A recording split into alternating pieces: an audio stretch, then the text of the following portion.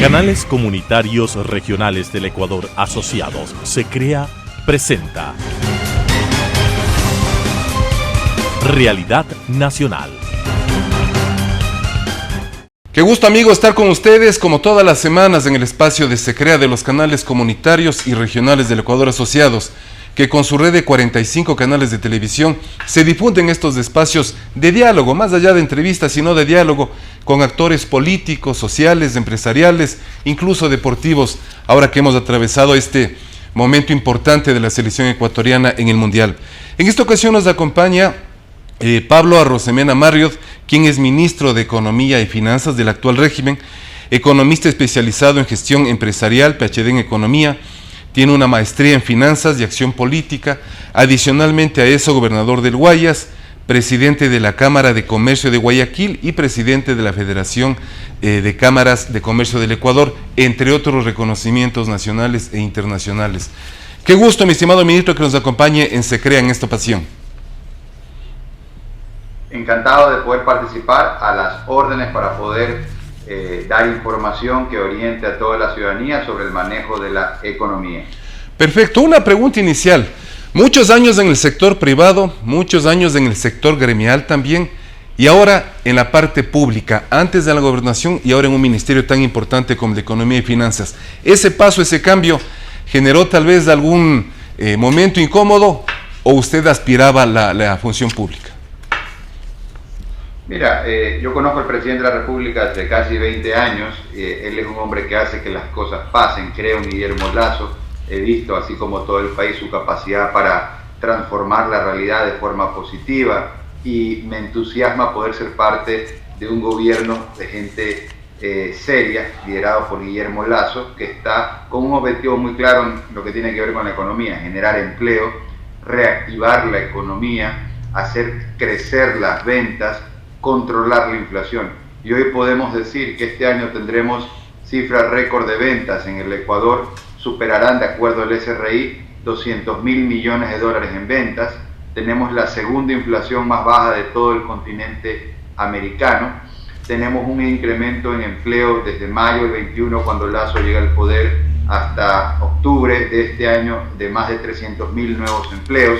Entonces, las estrategias definidas por el presidente del orden fiscal y el enfoque social están funcionando y a mí personalmente pues me da mucho entusiasmo. Como tú bien mencionabas, tengo experiencia de toda mi vida en el sector empresarial, profesional, estuve también 6 años en los gremios, trabajé de manera ad honorem, lo hacía porque soy emprendedor y ahora pues estamos trabajando por los emprendedores, por el comercio, por la producción, por la sociedad civil, por la familia ecuatoriana, desde este espacio, con la visión del presidente de la República, que como te digo es muy clara, ¿no? Reactivar la economía, hacer crecer el empleo, controlar la inflación, lo estamos logrando, falta mucho por avanzar, pero también recordemos que venimos de décadas de despilfarra, hemos parado a raya esa despilfarra y estamos trabajando duro para que este año tenga un incremento en ventas récord, como te decía, y para que el próximo año, que es un año complejo en el contexto global,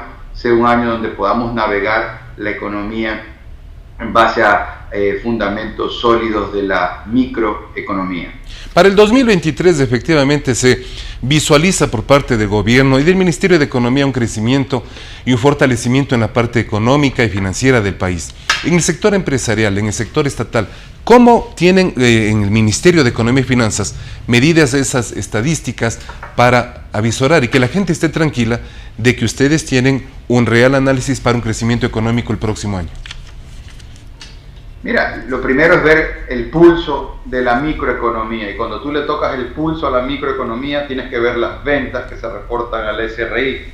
De enero a octubre de este año las ventas reportadas al SRI superan los 178.000 millones de dólares. Ajustado por inflación es un nivel de ventas que supera el prepandemia, supera el 2019. La proyección de ventas de este año es, como te comentaba, de más de 200.000 millones de dólares. ¿De qué ventas estamos hablando? De toda la economía nacional. La economía se divide en 20 sectores: comercio, industria, agricultura, turismo, construcción, etc.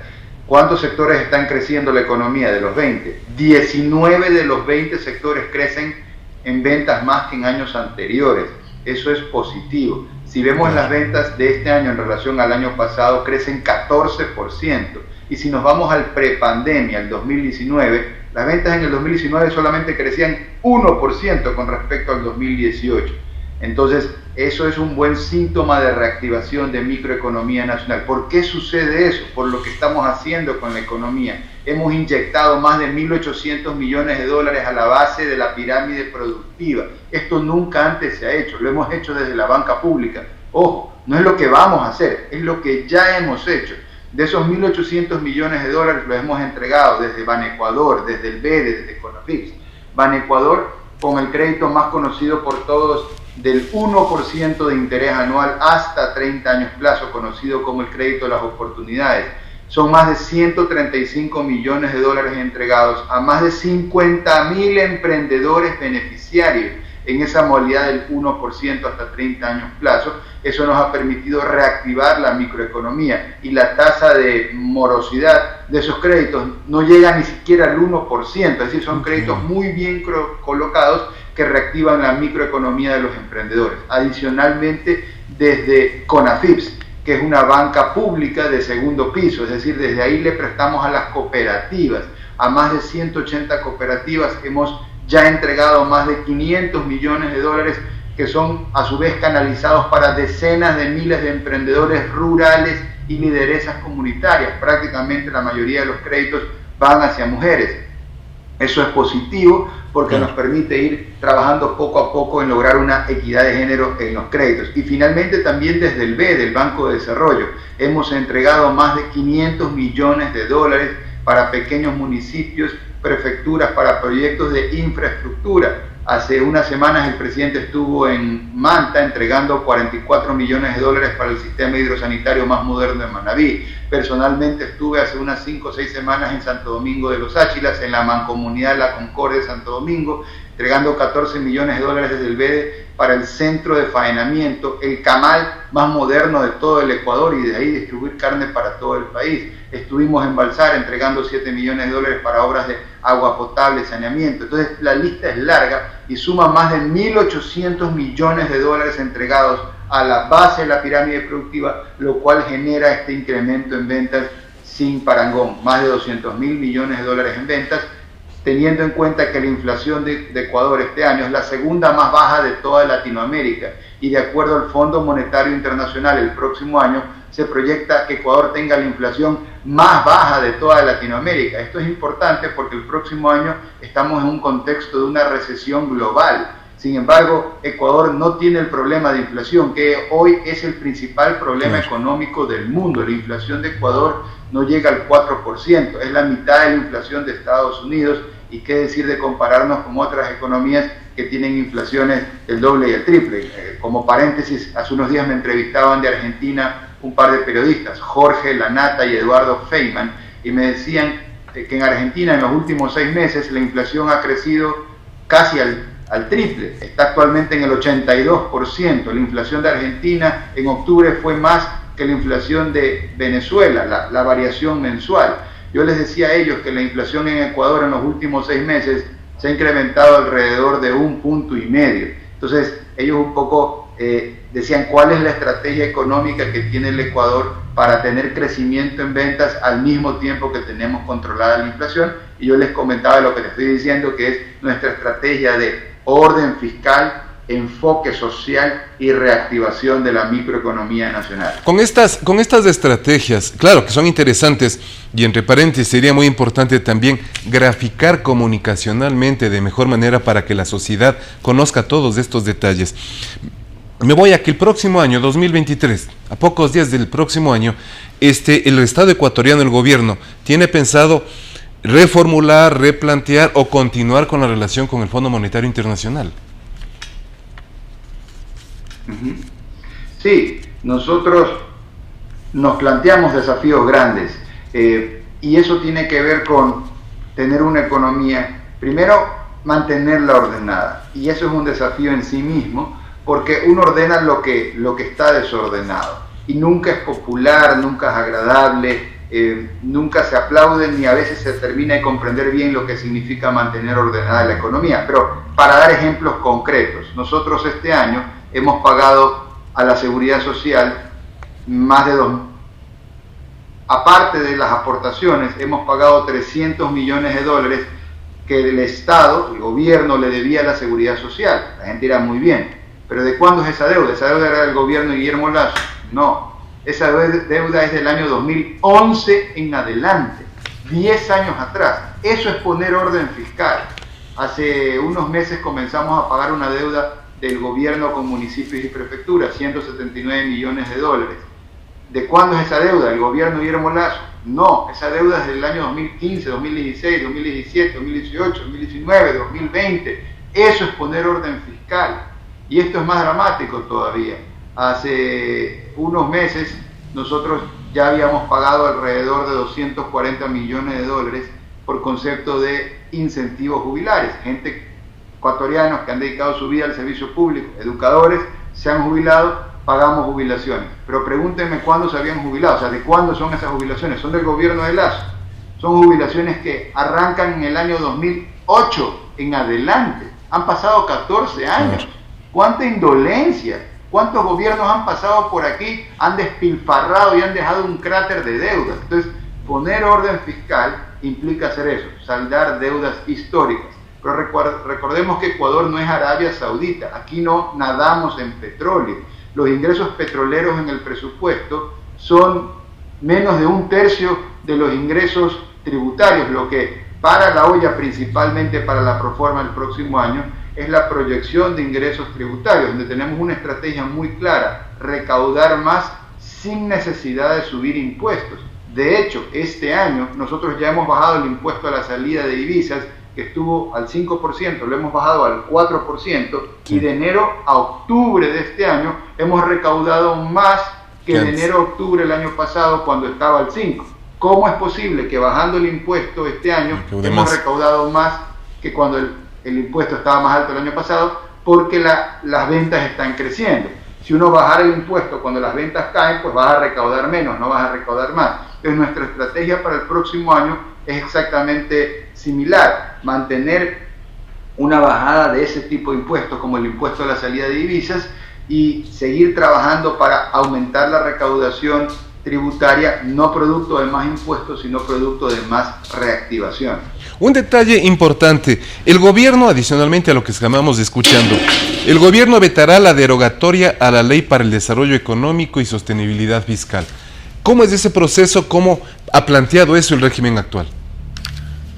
Sí, a ver, esto se va a vetar, y se va a vetar de manera integral por inconstitucional. Solamente el presidente de la República tiene iniciativa para poder modificar tributos. Entonces esto es algo muy claro lo que va a suceder. Pero yo quisiera llamar la atención sobre la contradicción de la Asamblea, una suerte de Asamblea esquizofrénica, porque por un lado la Asamblea te dice: gasta más, suba el gasto, gaste más, gaste más, gaste más, te presiona de que gaste más, que el gobierno tiene que gastar siempre más, viva la despilfarro. Pero esa misma Asamblea que te dice gasta más, te dice: pero te elimino las fuentes de ingresos, te quito los ingresos. Entonces, ¿cómo se llama cuando te dicen aumenta el gasto y te quito las fuentes de financiamiento? Eso es un estrangulamiento. Eso es lo que pretenden hacer, y eso violenta un principio constitucional de sostenibilidad de las finanzas públicas. Y es que en las finanzas públicas, como en las finanzas familiares, los ingresos tienen que igualar a los gastos, y si a una persona se le ocurre que tiene que haber más gasto, esa persona, de acuerdo a la Constitución del Ecuador, tiene que presentar cuál es la fuente de financiamiento de ese nuevo gasto. Y eso lo están incumpliendo, porque, insisto, te están diciendo: gasta más, pero te quito el ingreso para que puedas financiar ese gasto que te estoy pidiendo. Eso es un intento de atentado económico, claro, que uno no lo puede permitir, porque perjudica no al gobierno, sino a los ecuatorianos. No es que todos los recursos del presupuesto se destinan en beneficio de los ecuatorianos, y cuando le quitas los recursos al gobierno, entonces, ¿cómo puedes pretender que aumente la salud, la educación o la seguridad? Entonces, eso va a ser un veto total, y sucederá en los próximos días. También comentarte que en la proforma para el próximo año nosotros estamos aumentando la inversión social a más de 15.000 millones de dólares, pero al mismo tiempo estamos bajando el déficit fiscal. Y eso es difícil, porque lo fácil es lo que hacían antes, aumentar lo social, la plata para lo social, pero a costa de la despilfarra, de dejarte una deuda pública abultada producto de los déficits. También se ha hecho en el pasado cortar a machote el gasto público para bajar el déficit, sacrificando la inversión social. Nosotros tenemos una estrategia donde combinamos el aumento de la inversión social y la bajada del déficit fiscal. Un detalle importante en esto que, claro, salvo honrosas excepciones, muchos de los asambleístas creo que no entienden todavía para qué son asambleístas e incluso cuál es el manejo económico del país. La FENOCIN ha planteado la condonación de las deudas. Creo que para todos los ecuatorianos no es justo que eso se dé, y el gobierno ecuatoriano, en este caso el ministro de Economía y Finanzas, ha tenido una posición muy clara al respecto. ¿Cómo se entendería de mejor manera este proceso? Mira, el gobierno es muy claro. Este es un gobierno que reactiva la microeconomía y te contaba, hemos inyectado más de 1.800 millones de dólares desde la banca pública a la base de la pirámide productiva. Esto nunca antes se lo ha hecho. Luego, con respecto a personas que han tenido algún tipo de necesidad de ayuda, hemos dado el alivio financiero, no hasta 10.000, hasta 20.000 dólares de alivio financiero. ¿Qué significa alivio financiero? Reprogramar la deuda, que es lo que necesita el emprendedor, que le quiten la coactiva, que le aumenten el plazo, que le den periodo de gracia, que le permitan mantener un historial crediticio limpio, ser A1 para poder seguir consiguiendo financiamiento. Eso es lo que ya hemos hecho. También dimos en su momento condonación hasta 3.000 dólares, valores pequeños que no afectaban a la institución, pero cuando se pretende por capricho pedir que se condonen hasta 10.000 dólares, lo que se está pidiendo con esa condonación es una condenación del emprendedor, porque ese emprendedor tendría que afirmar que es insolvente y nunca nadie más le prestaría plata. Claro. Nadie quiere eso, el emprendedor lo que quiere es alivio financiero, y además una condonación de hasta 10.000 dólares le haría un hueco financiero al patrimonio del banco de 189, 190 millones de dólares.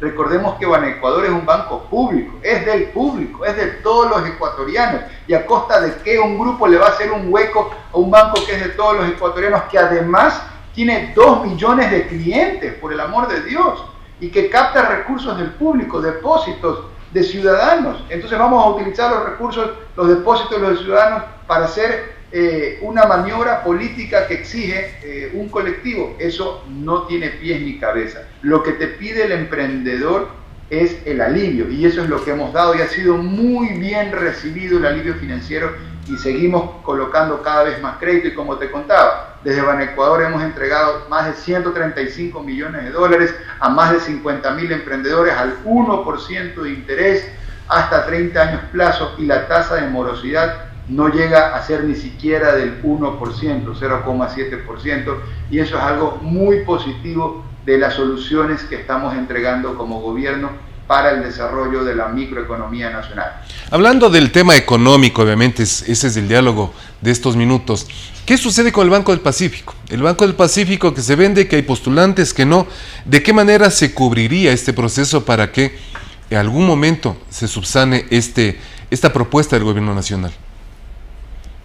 Mira, la intención de los gobiernos de los últimos 20 años ha sido vender el Banco del Pacífico, y que vuelva a ser un banco no solo administrado de forma privada, como lo es, sino también que el capital accionario, que la propiedad sea de privados, de personas del sector productivo, y que le inyecten de esa forma más recursos, y eso contribuye al desarrollo nacional.